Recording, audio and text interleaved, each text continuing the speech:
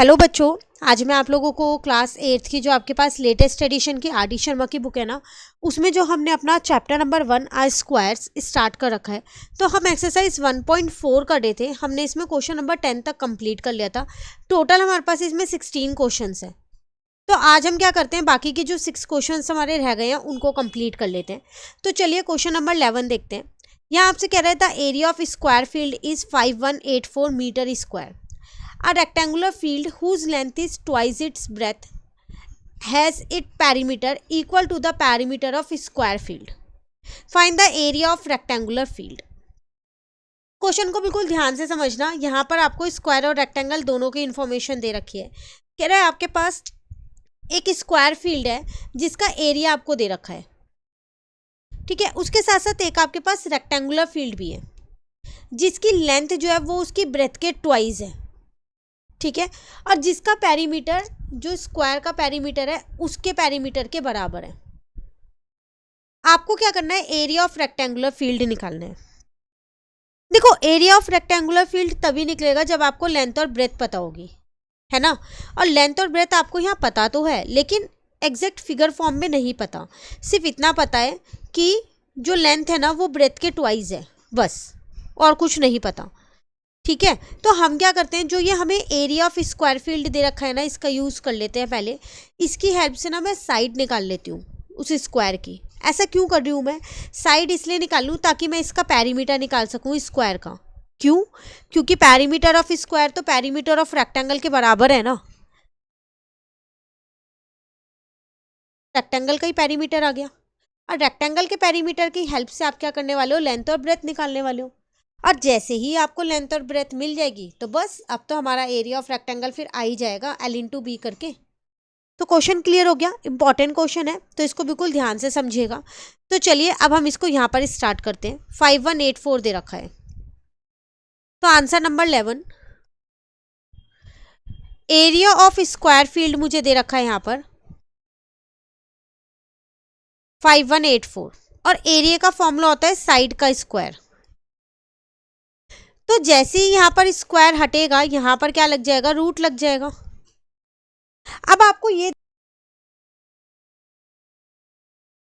तो मैं prime factorisation की हेल्प से देख सकती हूँ कि ये किसका स्क्वायर है, ठीक है ना। तो अगर मैं इसमें देखूं तो जो 5184 है मेरे पास 2 की टेबल से पूरा पूरा डिवाइड हो रहा है 2592 पे। अगेन ये 2 की टेबल से पूरा पूरा डिवाइड हो रहा है 1296 पे। अभी भी ये 2 की टेबल से डिवाइड हो रहा है 648 पे। अगेन ये 2 की टेबल से डिवाइड हो रहा है 324 पे।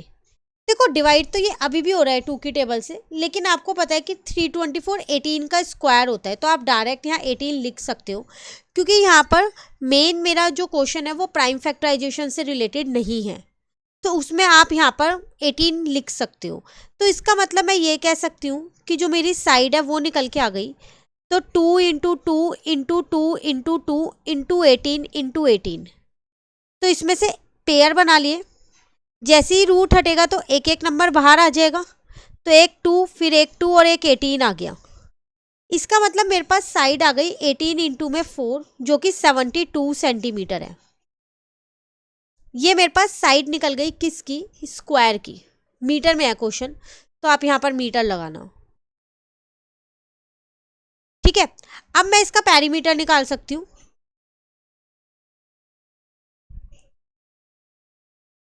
तो पेरीमीटर ऑफ स्क्वायर क्या होता है, 4 मल्टीप्लाई साइड। तो 4 साइड है मेरे पास 72, अब इसको मल्टीप्लाई कर देंगे तो 288 मीटर आ गया। तो यही सेम पेरीमीटर मेरे पास किसका होगा, रेक्टेंगल का होगा। और पेरीमीटर ऑफ रेक्टेंगल का फॉर्मूला क्या होता है, वो होता है 2 मल्टीप्लाई L+B। क्वेश्चन में मुझे गिवन था कि जितनी भी लेंथ है वो ब्रेथ के ट्वाइस है। तो अगर मैं अपने ब्रेथ को x लेती हूँ, लेट कर लेती हूँ, लेट, तो लेंथ मेरे पास 2x हो जाएगा। तो इसका मतलब 2x प्लस x हो गया। अब पेरीमीटर 288 रहेगा, क्योंकि क्वेश्चन में गिवन था पेरीमीटर ऑफ रेक्टेंगल और पेरीमीटर ऑफ स्क्वायर सेम है। नाउ ये 2 यहाँ आ गया डिवाइड का और यहाँ पर बन गया 3x। अब जब मैंने इसको 2 से डिवाइड किया तो मेरे पास 144 आ गया। अब मैं 144 को क्या करूंगी, 3 से डिवाइड कर दूंगी, ठीक है ना। तो x आ गया 48। इसका मतलब उस पेरीमीटर का ब्रेथ आ गई उस पेरीमीटर की जिसको मैंने x माना था 48 मीटर। तो इसकी हेल्प से मैं लेंथ निकाल सकती हूँ जो कि 2x है। तो 2 इंटू में 48 करोगे तो आपके पास कितना आ जाएगा यहाँ पर 96 मीटर। जब लेंथ और ब्रेथ मिल गई तो आप एरिया ऑफ रेक्टेंगुलर फील्ड आसानी से निकाल सकते हो।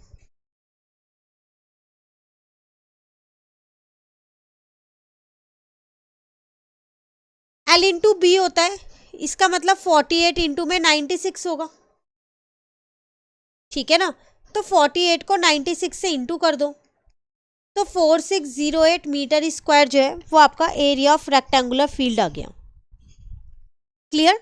ये था आपके पास क्वेश्चन नंबर 11। इंपॉर्टेंट क्वेश्चन है, बिल्कुल ध्यान से आप इसे कीजिएगा। नाउ क्वेश्चन नंबर 12 पे आते हैं। कि find the least square number exactly divisible by each of the number. दो पार्ट्स दे रखे हैं। कह रहे एक ऐसा सबसे छोटा स्क्वायर नंबर बताओ जो इन चारों से डिविजिबल हो, ऐसी एक छोटा स्क्वायर नंबर बताओ जो इन चारों से डिविजिबल हो। तो एक पार्ट हम यहाँ करते हैं, एक पार्ट आप होमवर्क में ट्राई करना, जहाँ डाउट लगे कमेंट करके पूछ लेना, फिर वो डाउट सेशन जब होंगे तब क्लियर हो जाएगा, ठीक है। सॉरी। तो आपको एक ऐसा सबसे छोटा स्क्वायर नंबर चाहिए जो इन सबकी टेबल में आता हो, 6, 9, 15 और 20। हम क्या करते हैं, पहले जब भी हमसे लीस्ट बोले ना तो एलसीएम निकाल लिया करो। तो हम एलसीएम निकाल लेते हैं। LCM of 6, 9, 15 and 20। तो एलसीएम निकालना आप सभी को आता है। लॉन्ग डिवीजन मेथड में यहाँ पर यूज कर रही हूँ। तो सबसे पहले मैंने 2 से डिवाइड किया, 2 3 जा एंड 2 10 जा। अगेन मैंने यहाँ 2 ही लगाया क्योंकि 10 जो है वो 2 की टेबल में 5 पे आता है। नाउ 3 से किया, 3 1 जा, 3 3 जा, 3 5 जा। अगेन 3 1 जा, ये 5 ऐसी है। उसके बाद आ जाएगा यहाँ पर 5 1 जा। तो आपका एलसीएम आ गया यहाँ पर 2 मल्टीप्लाई 2 मल्टीप्लाई 3 मल्टीप्लाई 3 मल्टीप्लाई 5। अगर आप ध्यान से देखो तो इनकी पेयरिंग तो हो गई लेकिन 5 की पेयर नहीं बनाए। तो इसका मतलब जो ये मल्टीप्लाई करके 180 आ रहा है ये मेरा स्क्वायर नंबर नहीं है। अब मुझे स्क्वायर नंबर चाहिए, लीस्ट स्क्वायर नंबर। तो required least square number is, तो एक 5 का पेयर नहीं था ना, तो अगर मैं 5 का पेयर भी बना दूं तो वो परफेक्ट स्क्वायर बन जाएगा। तो बस फिर 180 को 5 से इंटू कर दो। तो जब आप 180 को 5 से इंटू करोगे तो 900 आएगा और 900 आपका परफेक्ट स्क्वायर। तो इसका मतलब वो सबसे छोटा नंबर जो इन तीनों की टेबल में आता है और वो परफेक्ट स्क्वायर भी है वो 900 है। क्लियर। चलिए सेकंड पार्ट होमवर्क में ट्राई करना, नहीं आएगा तो ज़रूर मुझे कमेंट करके बताइएगा। वैसे तो आसान है, अगर आपको फर्स्ट पार्ट क्लियर हो गया तो सेकंड तो डेफिनेटली आ ही जाएगा। आते हैं क्वेश्चन नंबर 13 पे। Can find the square root of 121 and 169 by method of repeated subtraction. Now repeated subtraction का जब हमने अपने मेन बुक से किया था एनसीईआरटी से, मैंने तब भी कहा था कि ये मेथड जो है वो इम्पॉर्टेंट है। इसका में भी इसका क्वेश्चन मिल गया है। स्टार्ट करते हैं 121, 169 आप खुद से करना, ठीक है। अब रिपीटेड सब्ट्रैक्शन मेथड में होता क्या है वो देखिए एक बारी। आपको क्या करना है, इसमें से लगातार ऑड नंबर्स को सब्ट्रैक्ट करते रहना है। जैसे 1 तो 168 आ जाएगा, कब तक, जब तक 0 ना आए। उसके बाद 3 सब्ट्रैक्ट किया तो 165 आ गया। उसके बाद 5 सब्ट्रैक्ट किया तो 160 आ गया। 5 के बाद 7 सब्ट्रैक्ट करोगे तो 153 आ जाएगा। देन 153 के बाद आपको 9 सब्ट्रैक्ट करना पड़ेगा इसमें से क्योंकि ऑड नंबर है, तो आपके पास 144 आ जाएगा। 144 में से 11 को सब्ट्रैक्ट करोगे अब क्योंकि 11 इसके बाद का ऑड नंबर है। देन 133 आ गया। 133 में से 13 को सब्ट्रैक्ट करोगे तो 120 आ गया। 120 में से 15 को सब्ट्रैक्ट करोगे तो 105 आ जाएगा। देन 105 में से 17 को सब्ट्रैक्ट करोगे। कब तक करना है, ध्यान है ना, जब तक 0 ना आए। 88 आ गया, ठीक है। अब 88 में से क्या करोगे, 19 को सब्ट्रैक्ट करोगे तो 69 आ जाएगा। देन 69 में से 21 को सब्ट्रैक्ट कर दो, 48 आ गया। 48 में से 23 को सब्ट्रैक्ट कर दो, 25 आ जाएगा। अब 25 में से अगला नंबर भी 25 है और तो आ गया 0। तो इसका मतलब रूट हमने कौन सा लिया था, 169 लिया है। तो 169 जो है इसका स्क्वायर रूट क्या है, जितने ये स्टेप हुए हैं 1 2 3 4 5 6 7 8 9 10 11 12 13, तो 169 जो है वो 13 का स्क्वायर है, या फिर 169 का स्क्वायर रूट जो है वो 13 है। क्लियर। तो एक पार्ट मैंने आपको करा दिया है, ठीक है। एक पार्ट आप 121 वाला होमवर्क में ट्राई करना। जब तक 0 ना आए आपको इसको क्या करना है, ऐसी ऑड नंबर्स को सब्ट्रैक्ट करते जाना है, ठीक है। चलिए, now next question number 14 is write the prime factorization of following number and hence find their square root. आपको इनका प्राइम फैक्टराइजेशन निकालना है और स्क्वायर रूट निकालना है। उसके बाद तो आसान है, स्टार्टिंग के 2 पार्ट हम कर लेते हैं, या फिर ऐसा करते हैं फर्स्ट एंड लास्ट पार्ट हम करते हैं, सेकंड एंड थर्ड पार्ट आप लोग खुद ट्राई करना। ओके, तो 7744 है आपके पास।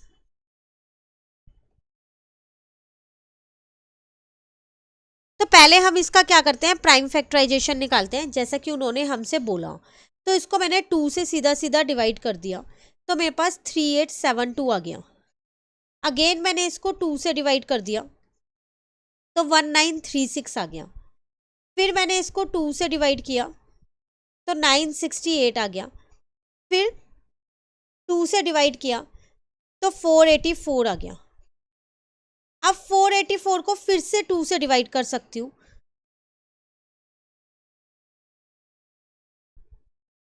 तो कितना आएगा मेरे पास 242। नाउ 242 को 2 से डिवाइड किया तो 121 आ गया। 121 तो 11 का स्क्वायर होता है। तो यहाँ पर मेरे पास 7744 के प्राइम फैक्टराइजेशन आ गए। कितनी बार 2 है, 1 2 3 4 5 6 टाइम्स है। पेयरिंग कर दी तो इसको 2 इंटू 2 इंटू 11 का स्क्वायर लिख सकती हूँ। अब मुझे इसका स्क्वायर रूट बताना था,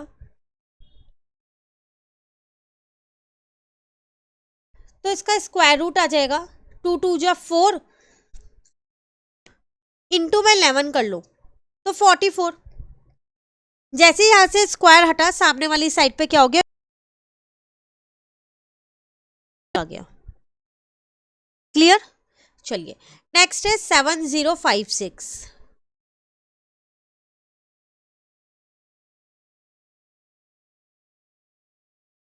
अगेन मैं इसको पहले 2 से डिवाइड कर रही हूँ,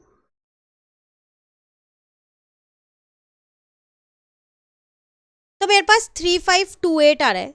उसके बाद फिर से मैंने इसको 2 से डिवाइड किया तो 1764 आ गया। फिर इसको 2 से डिवाइड किया तो 882 आ गया। अगेन इसको मैंने 2 से डिवाइड किया तो 441 आ गया। अब ये 2 से नहीं जाएगा, है ना। अब ये 3 से चला जाएगा 147 पे। अभी भी ये 3 से चला जाएगा 49 पे, और 49 7 का स्क्वायर होता है। तो इसका मतलब 4 बार 2 आया, 2 बार 3 आया और 2 बार 7 आया इसके प्राइम फैक्टराइजेशन में, ठीक है। तो उसको मैं यहाँ ये लिख सकती हूँ, अगर मैं इनकी पेयरिंग कर दूँ तो 2 इंटू 2 इंटू 3 इंटू 7। जैसे ही यहाँ से स्क्वायर हटा, यहाँ पर रूट लग गया, तो 2 2 जा 4 और 3 7 जा 21। इसका मतलब ये 84 इसका स्क्वायर रूट है। क्लियर हो गया, ये वाला क्वेश्चन भी कंप्लीट। चलिए, अब आते हैं हम अपने क्वेश्चन नंबर 15 पे। 15 में आपसे क्या कह रहे हैं, the student of class 8th of a school donated ₹2401 for PM's national relief fund. Class 8th के कुछ बच्चे हैं जो फंड में डोनेट कर रहे हैं इतना 2401। Each student donate as many rupees as the number of student in the class. हर एक बच्चा उतने ही पैसे डोनेट कर रहा है जितने क्लास में बच्चे हैं। फॉर एग्जाम्पल अगर क्लास में 20 बच्चे हैं तो हर एक बच्चा 20-20 रुपये देगा। क्लास में 50 बच्चे हैं तो हर एक बच्चा 50-50 रुपये देगा। ठीक है, now find the number of student in the class. बताओ क्लास में कितने बच्चे हैं, तो नहीं पता, लेट कर लेते हैं। क्वेश्चन है ये हमारे पास 15, तो let number of students in a class x। जब एक क्लास में x बच्चे हैं तो हर बच्चे x ही रुपीज दे रहा होगा, तो ईच स्टूडेंट, वो कह रहा था कितना डोनेट कर रहा है, सेम डोनेट कर रहा है ना, डोनेट x, हर एक बच्चा x डोनेट कर रहा है, तो टोटल डोनेशन कितनी हो जाएगी, x इंटू एक्स। एक बच्चा x डोनेट कर रहा है और टोटल x बच्चे हैं तो x into x x square. और टोटल डोनेशन मुझे क्वेश्चन में गिवन है 2401 थी, तो अकॉर्डिंग टू क्वेश्चन मैंने 2401 को एक्स स्क्वायर के इक्वल रख दिया। क्यों? क्योंकि ये भी टोटल डोनेशन है और जो मुझे क्वेश्चन में गिवन है वो भी टोटल डोनेशन है, इसीलिए। तो जैसे ही यहाँ से स्क्वायर हटा, यहाँ पर क्या हो गया, रूट लग गया। अब मुझे ये देखना है कि 2401 जो है वो इसका स्क्वायर रूट क्या होता है। ठीक है, अगर मैं इसको 3 से डिवाइड करती हूँ तो देखो ये पूरा पूरा डिवाइड नहीं होगा, ये 7 से डिवाइड हो रहा है 343 पे। अगेन अभी भी ये 7 से डिवाइड हो रहा है 49 पे, 7 7 जा 7 1 जा, इसका मतलब 7 इंटू 7 इंटू 7 और यहाँ हो जाएगा x। जब ये रूट से बाहर निकलेगा तो 7 इंटू 7 ही निकलेगा, तो 49। तो हमने x क्या माना था, number of student in a class, तो हमारे नंबर ऑफ स्टूडेंट्स निकल गए,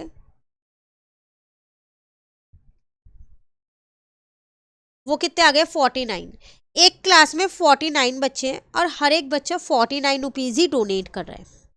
ठीक है, चलिए next question number 16 and the last question, फिर ये एक्सरसाइज कंप्लीट है। कह रहे हैं a PT teacher wants to arrange maximum possible numbers of 6000 student in a field such that the number of row is equals to number of column. यहाँ पर कह रहे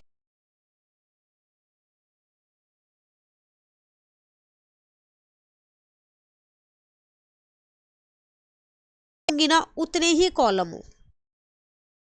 now find the number of row if 71 students was left out after arrangement. Arrange करने के बाद ना 71 student ऐसे हैं जो रह गए, मतलब वो रो और कॉलम में अरेंज नहीं हो पाए। तो आपको बताना है कि कितनी रो बनी होंगी, जितने कॉलम होंगे उतनी रो बनी होगी, दोनों इक्वल है ना। तो पहले मैं क्या करती हूँ, वही चीज़ निकाल लेती हूँ। तो देखो 6000 बच्चों में से 71 बच्चे बच गए हैं, ये आपको पता है। ठीक है, तो सबसे पहले आपने बच्चे कितने अरेंज किए होंगे वो निकालो। तो अगर वो मैं यहाँ पर निकालती हूँ,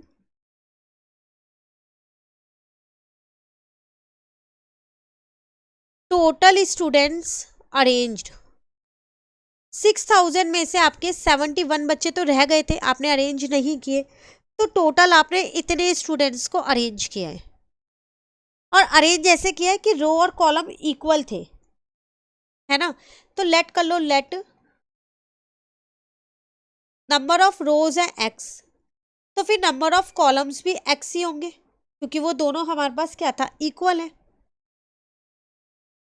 तो आपने अरेंज कैसे किया होगा, according to question, row into column is equals to total arranged student, और टोटल अरेंज्ड स्टूडेंट हम ऑलरेडी निकाल चुके हैं 5929, तो x into x is equal to 5929 हो जाएगा। ठीक है ना। अब x square is equal to 5929 हो गया। जैसे ही स्क्वायर हटा तो दूसरी साइड पे रूट लग गया। अब अगर आप ध्यान से देखो तो ये 5929 है, ये 2 और 3 की टेबल में नहीं जाता, तो इसके प्राइम फैक्टराइजेशन से हमने देखा ये 7 और 11 की टेबल में जा रहा है। तो मैंने यहाँ पर प्राइम फैक्टराइजेशन यहाँ लिख दिए 7 इंटू 7 इंटू 11 इंटू 11। जब रूट से निकालेंगे तो 77 मेरा आंसर आ गया, मतलब नंबर ऑफ रोज आ गए मेरे पास कितने, 77। क्लियर। तो सेम ही क्वेश्चन है, बस इसमें आपको क्या करना है, यहाँ पर जो टोटल अरेंज स्टूडेंट्स है ना वो पहले निकालने पड़ेंगे, आपको डायरेक्टली नहीं दे रखे हैं। ठीक है, एक्सरसाइज भी खत्म हो गई हमारी, चैप्टर भी कंप्लीट हो गया हमारा, क्योंकि जो बाकी की एक्सरसाइज है वो चैनल पे अपलोड है, और जो एक्सरसाइज अपलोड नहीं है चैनल पे वो आपके कोर्स में नहीं है, इसलिए मैंने वो एक्सरसाइज नहीं कराई। क्लियर। तो नेक्स्ट क्लास में हम नेक्स्ट चैप्टर के साथ मिलते हैं। साथ में एक और इन्फॉर्मेशन मैं आपको देना चाहूँगी, अब आप लोग हमारे साथ व्हाट्सएप पे भी जुड़ सकते हैं, वहाँ पर आपको लेटेस्ट अपडेट्स मिलती रहेगी, जो सी भी वीडियोस अपलोड होती रहेगी।